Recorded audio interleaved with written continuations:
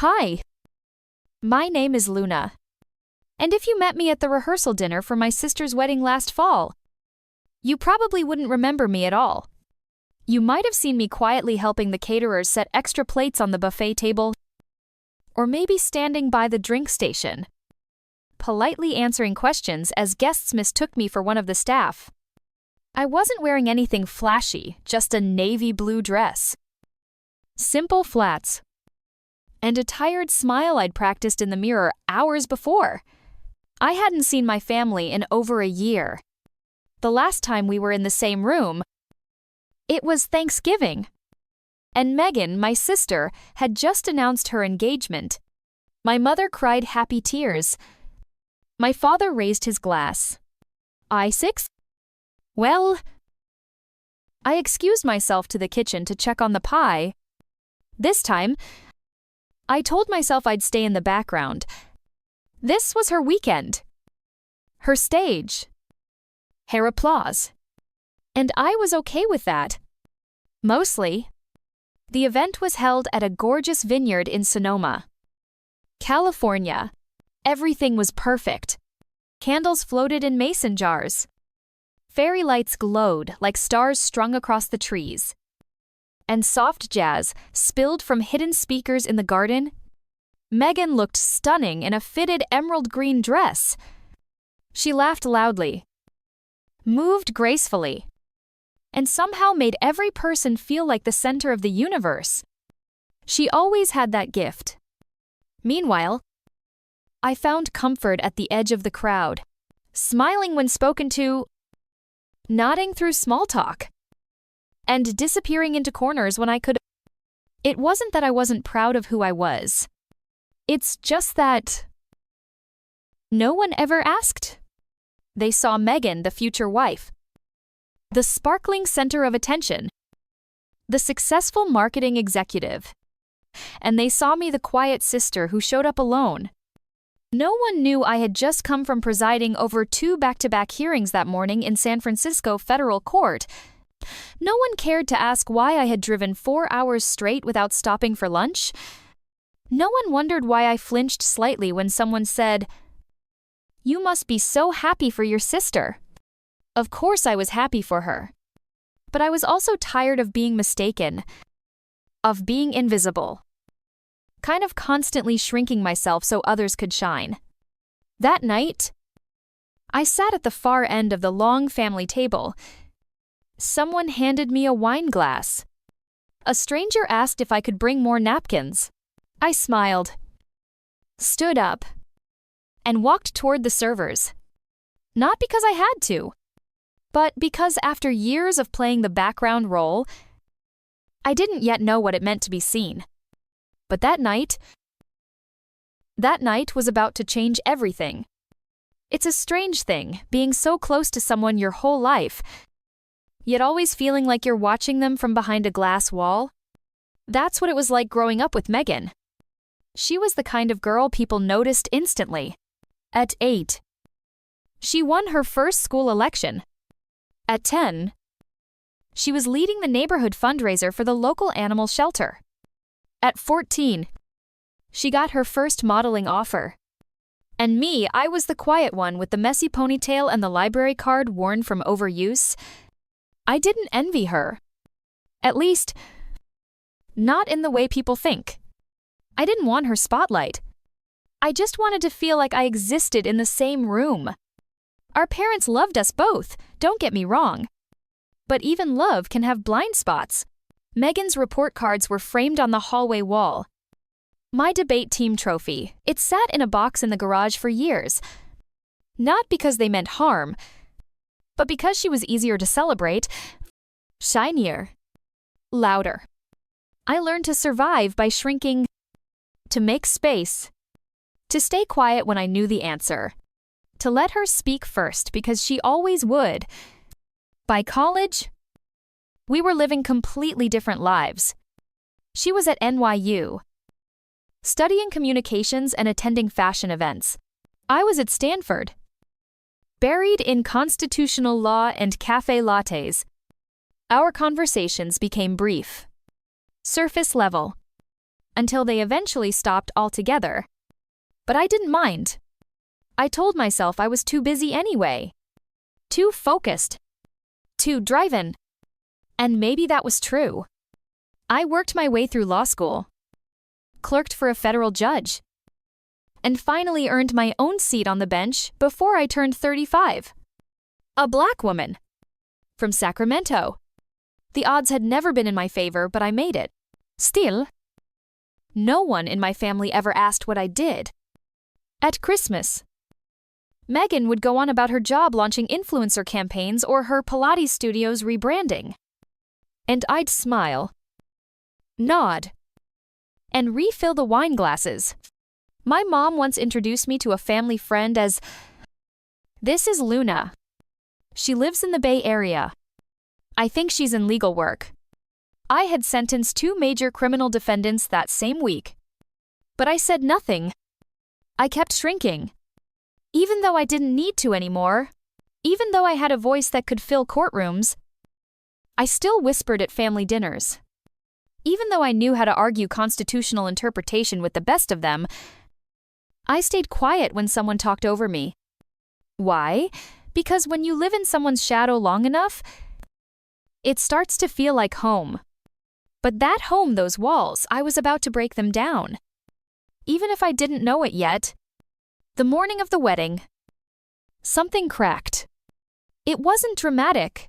There was no thunderclap or sobbing in the bathroom. Just a quiet breaking. Like when an old branch gives way under the weight of snow, no one hears it fall. But the tree feels it forever. I had woken up early. Unable to sleep, I walked down to the vineyard's garden alone, still in my robe and slippers. The sky was painted in soft gray, and dew clung to every blade of grass like it had secrets to keep.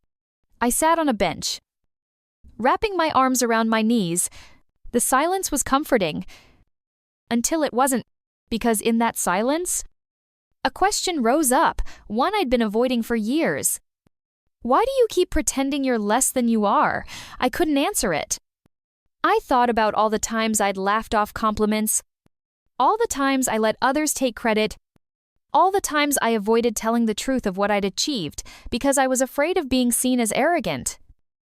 Or worse, unworthy. But the real truth, I was scared they wouldn't care either way. Scared that even if I shouted who I was from the rooftops, it wouldn't matter.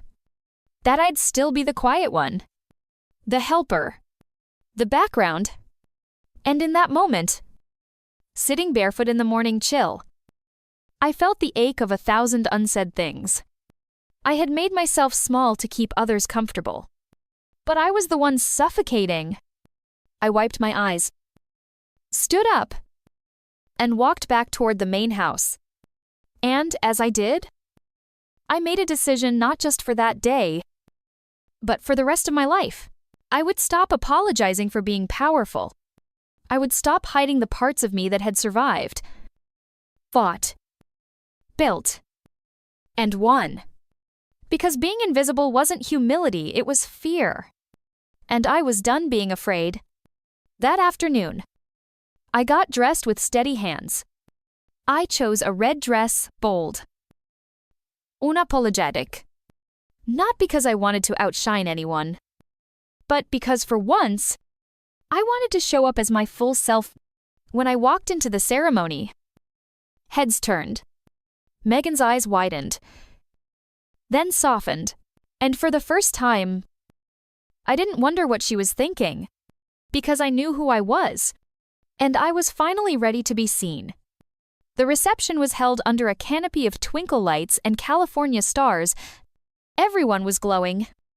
Glasses clinked, and laughter filled the night air. Megan looked radiant, dancing in the center of it all.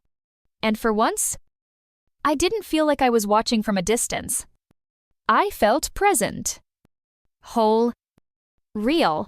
Halfway through the evening, as I was sipping champagne and laughing with one of Megan's college friends, the DJ's voice came through the speakers. "Time for the maid of honor speech," he announced. Megan turned to me and smiled, then nodded. Luna. It's your moment. My heart skipped. I hadn't written a speech. How could I? What words could possibly summarize decades of shadow and light? Silence and strength, I took the mic anyway. And I didn't speak from paper. I spoke from the ache that had lived in my chest for years, and from the healing that had only just begun. Hi everyone. I began. My name is Luna, and I've spent most of my life trying not to take up too much space. The room stilled. I could feel eyes on me. But I didn't flinch. For as long as I can remember, I believed that being kind meant being quiet. That love meant making room for others, even if it meant erasing parts of yourself. Oh, Hushfel? I used to think my story didn't matter, not compared to hers. I said, gesturing lovingly toward Megan. But I was wrong. And I think some of us, maybe many of us, have been wrong too. I paused. Because here's the truth, you don't have to dim your light to make someone else shine. There were nods. Some tears. I'm not standing here today as the girl in the background. I'm standing here as a woman who fought to find her voice. Who learned that strength isn't about being loud, it's about being honest. I turned to Megan. And I love you. I always have. But for the first time, I also love me. And that might be the greatest gift you ever gave me, space to grow beyond comparison. She cried. I cried. The room erupted in applause. Later that night, guests came up to me, men, women, even teenagers. They thanked me. One woman said, "You told my story tonight." Another whispered, "I didn't know I needed to hear that." But the most powerful moment came from my mother. She found me as I stood alone near the dance floor. The music soft behind us. She touched my shoulder and said, "I'm sorry I didn't see you sooner." And for the first time, I believed her. We hugged. Not like mother and daughter, but like two women who were finally learning how to love each other better. So, what's the lesson in all of this? You are allowed to take up space. You are allowed to be bold. You are allowed to grow beyond the box others put you in, even if they meant well. And if you've ever felt like you were too quiet, too strange, too invisible, let this be your reminder. You are not invisible. You are becoming WW. Sometimes, the greatest revolution isn't shouting louder. It's choosing to be fully Sleshen. Unapologetically yourself, even if your voice shakes when you say your name. Hi. My name is Luna. And I'm finally here. It's been 2 years since that night. The night I finally spoke. The night I finally stopped shrinking myself to fit into a narrative I didn't choose. People often ask me now, "Luna, how did you find your voice?" And I tell them the truth, I didn't find it. It was always there. I just stopped silencing it. I used to think the world didn't see me because I wasn't good enough. But now I understand I wasn't showing up as myself. I was showing up as who I thought I had to be to earn love. The quiet one? The helpful one? The girl who never caused ripples? But love that only accepts a version of you isn't really love. It's performance. It's fear. And fear is not a home. Today, my home looks different. I live in a cozy apartment in Portland, filled with sunlight and books, and more importantly, peace. I still visit Megan, now with her twin daughters and a husband who adores her. Our relationship is not perfect, but it's real. We talk like grown women now, not as two little girls trapped in roles we never chose. And my mom, she calls me every Sunday. She asks how I'm doing. She says, "I love you" before I do. It's not just words. It's repair. You see, healing doesn't always come with fanfare. Sometimes it's quiet. It's a moment in the grocery store when you buy flowers for yourself and smile. It's a deep breath before saying no without guilt. It's standing in front of the mirror and whispering, "I am enough." And maybe you need to hear that too. Maybe you've been the Luna in your own story. Maybe you've felt like the supporting character in everyone else's highlight reel. Maybe you've swallowed your truth so many times that silence feels like safety. But I want to ask you something. What would happen if you stopped apologizing for existing? What would happen if you let yourself be seen not for what you do for others, but for who you are when no one's looking? Because I promise you the world doesn't need more perfect people. It needs more honest ones. More brave ones. More lunas. I used to believe that my worth depended on how well I could disappear. Now, I know that my power lies in showing up. Fully. Softly. Loudly. When I need to. And always. Authentically. So, if you're watching this right now, wondering whether your voice matters, let me answer that for you. It does. And you don't need anyone's permission to use it. Final message to the viewer. This isn't just a story about me. It's a story about every person who's ever been made to feel small. Every heart that's been told to wait. To hold back. To be less. But here's the truth. You are not less. You are learning. You are healing. You are growing. And most importantly, you are worthy. Exactly as you are. So today, I hope you choose to speak.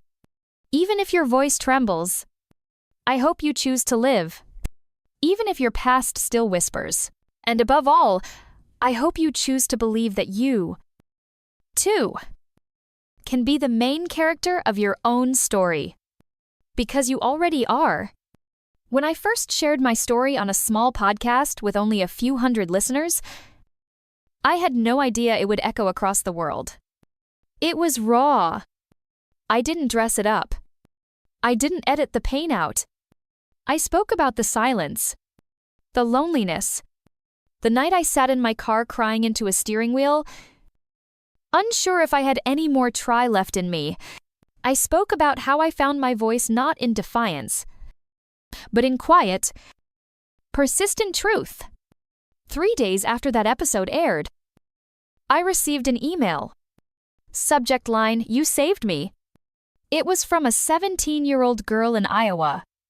She had been planning to run away from home that night, but she heard my words and felt maybe for the first time that someone understood. She stayed. She cried. Then she talked to her school counselor the next day. Her name is Maya. She now volunteers with a teen mental health group and sends me little updates every few months. I keep them all. Then there was the single father from Texas. He told me he never knew how to talk to his daughter until he heard my story. I didn't realize how much she needed to be heard. He wrote, "Thank you for showing me how to listen. It stunned me how something born from so much shame could become a source of light." That's the thing about truth. It's contagious. And when spoken with courage, it doesn't just set you free. It creates space for others to breathe too. So I started showing up. Not just online, but in real rooms. I gave talks at community centers, high schools, women's shelters. I stood in front of people whose eyes held the same questions mine once did. Do I matter? Is it too late to start again? Will I ever stop feeling broken? I didn't give them perfect answers. But I gave them this: I've been there. And I'm still here. That's sometimes all someone needs to know. They're not alone in the dark. One day, after a speech in Atlanta, a teenage boy lingered after everyone had left. He didn't say anything, just hugged me and whispered, "Thank you for not giving up." I walked back to my hotel room and wept. Not from sadness, but from knowing that every crack in my past was now letting light through. If there's one thing I've learned, it's this: your story is not a weakness. It's a bridge between isolation and connection, between despair and hope, between silence and the courage to speak. Today, I still carry my past, but it no longer defines me. It refines me. And now, I pass the torch. To you, yes. To you watching or reading this, you don't have to be famous, or perfect, or healed completely. You just have to be real.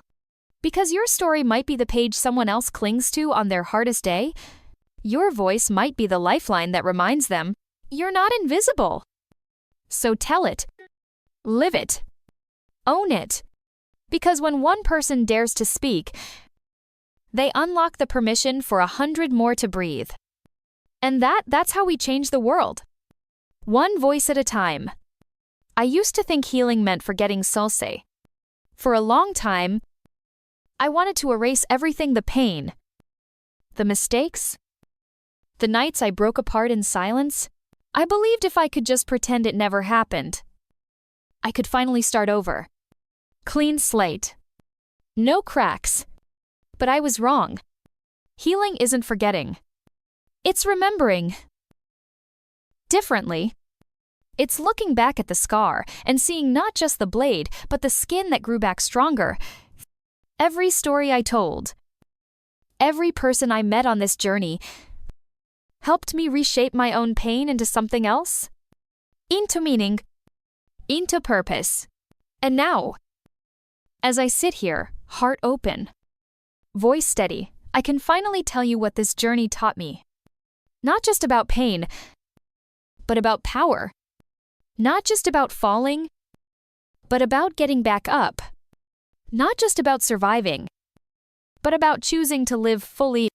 The truth is, we all carry something. Some of us wear it loudly, and some bury it so deep we forget how heavy it is until one day we collapse under the weight of it. But here's the thing I need you to know. You are not broken beyond repair. You are not too late. You are not too much or not enough. You are becoming. Every tear, every silent scream, every moment you thought no one saw, they mattered. They shaped you. Maybe you're still in your dark chapter. Maybe you're still waiting for the turn in the story. Maybe you're wondering if the light will ever come back on. It will, but not always in the way you think. Sometimes, the light doesn't arrive in the form of a sunrise. Sometimes, it's a hand, a word, a stranger's voice saying, "Me too." Sometimes, you are the light, even when you don't feel like it. And that's the message I carry now. The one I speak in every room I walk into. Your pain can become your power. Your story can save lives. And your voice, it matters. The world needs real section R. Not polished. Not perfect, just honest. So whether you're a mother hiding tears behind strength, a teenager holding your breath through the noise, or someone who's just tired of pretending this is for you, you don't have to do it all at once. You just have to do the next right thing. Tell your truth. Reach for help. Rest when you need to. Rise when you can. And when you've walked through your own fire, don't forget to turn around because someone else is still in the smoke, looking for a way out. Be their sign. Be their echo. Be their proof that survival is possible. That's the legacy I want to leave. Not one of perfection, but of presence. Not of answers, but of honesty. Because in the end, life isn't about avoiding the fall. It's about finding the courage to rise. And I promise you this, you have that courage inside you. Right now, right here. So don't wait for perfect. Don't wait to be fearless. Just begin. Because the world doesn't need another flawless hero. It needs you, exactly as you are. They say when you throw a stone into still water, the ripples go on forever. I didn't realize it then. But every step I took toward healing wasn't just for me, it was a signal. A ripple. A quiet whisper into the world you're not alone. After sharing my story, something unexpected happened. Emails started pouring in. Messages. DMs. Strangers from across the country, some across the world, writing, "Luna, I thought I was the only one." Teenagers. War veterans. Single moms. Men in suits. Women with laughter that hid grief. People I'd never met. Yet somehow, we knew each other. Because pain is universal, but so is hope. So, I began showing up. Small community centers. High school gymnasiums. Women's shelters. Podcasts with 20 listeners and TEDx stages with thousands. I stood on those stages with shaking hands, but steady heart, not to be famous, but to be real, to be a mirror, because when someone sees their own reflection in your brokenness and still sees you standing, it gives them permission to stand too. And then, something beautiful began. People weren't just listening, they were sharing. Creating art from pain, hosting gatherings, starting journals, reaching out, telling the truth. We called it the Unfinished Project, because that's what we are, unfinished. And that's not a flaw. It's a gift. We created a community where stories weren't liabilities, they were bridges, where silence was no longer safety but surrender, where crying was not weakness but release. And every time someone stepped up and said, "Here's my truth," we didn't look away. We leaned in. That's how change happens. Not always in policy. Not in grand speeches. But in living rooms. In parking lots. In whispered phone calls at 2 a.m. when someone says, "I didn't think I'd make it to morning." And the voice on the other end says, "Hold on. I'm here." We printed shirts that said "Still here," not as fashion, but as a declaration. Because just being here is a victory for some of us. We held nights called Permission to Feel, where no one had to fix anything. Just feel together. We danced. We cried. We laughed so hard it felt like freedom. And you know what I learned? You don't need to be an expert to help someone heal. You just need to show up. With honesty, with presence, with the courage to say, "I've been there too." Today, our project lives in over 40 cities. We don't have all the answers, but we have each other, and that's enough to keep going. If you're listening to this right now and you've ever wondered if your story matters, let me say it clearly, it does. Because somewhere, someone is waiting for the exact words only you can say. Don't rob the world of your voice by hiding your pain. Turn your wounds into waves. Let your scars shimmer in the light. And when someone asks, "How did you survive?" smile gently and say, "I started by telling the truth."